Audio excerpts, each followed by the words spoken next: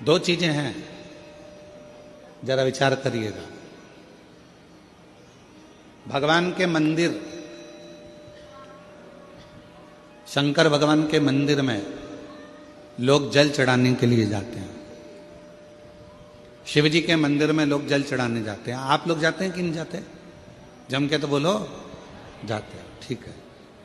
शिव जी के मंदिर में यदि आप जल चढ़ाने के लिए जाते हो और आपने अगर शिव महापुराण की कथा को सुन रखा है, तो कथा में बारंबार आपको सुनने को मिलता है कि ये शिवलिंग शिव है, ये जलाधारी माँ पार्वती जी का हस्त कमल है, ये सामने से जो जल बहता है, राइट में गणेश है, लेफ्ट में कार्तिकेय हैं, बीच में अशोक सुंदरी है। शिव जी के ऊपर जो बूंद बूंद पानी टपक रहा है वो शिव जी की 5 लड़कियां जया, विषहरा, शामली बारी, दौतली, देव है।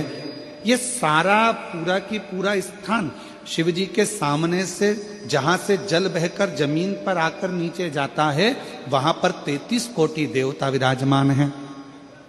शिव जी की पिंडी पे से जल गिरकर जब नीचे की ओर आता है और जो मोटे भाग से जल नीचे आता है, वहां पर सारी 64 योगिनियां हैं, सारी देवियां विराजमान हैं। अब जो समझ गया वो शिव मंदिर में जाकर ना गणेश जी को ढूंढता है, ना कार्तिकेय को ढूंढता है, ना पार्वती को ढूंढता है। ढूंढेगा क्या? जम के बोलो जरा।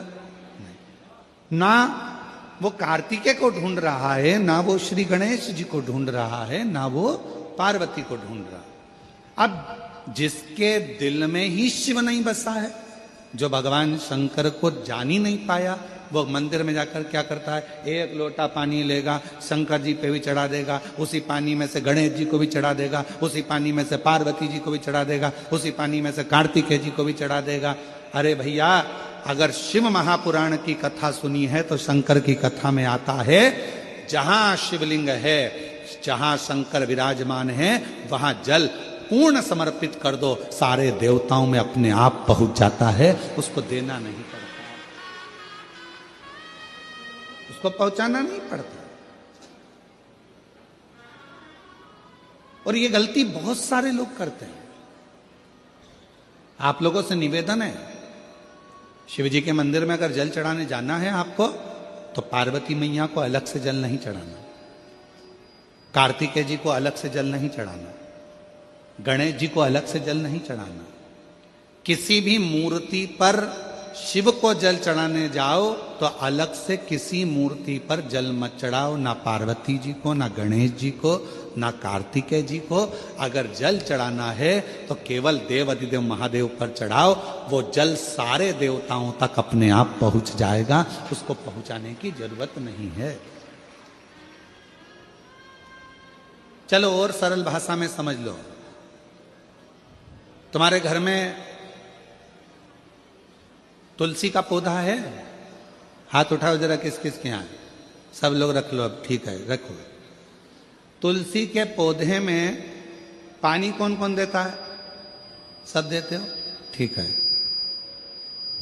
पत्ते पे देते हो क्या?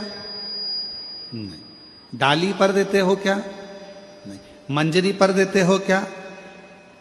तुलसी में पानी कहां दिया जाता है? तुलसी की जड़ में।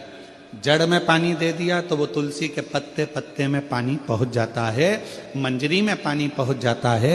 वृक्ष की जड़ में पानी दे दिया तो वो पानी सब दूर फल में, फूल में, डाली में, पत्ती में, सब जगह पर वो पानी पहुंच जाता है। उसी तरह जैसे जल जड़ में दिया जाता है, पानी जड़ में दिया जाता है, तो वो सब जगह पहुंच जाता है। उसी तरह शिव मंदिर में केवल शंकर भगवान पर जल चढ़ाया जाता है तो वो सब देवताओं तक पहुंच जाता है,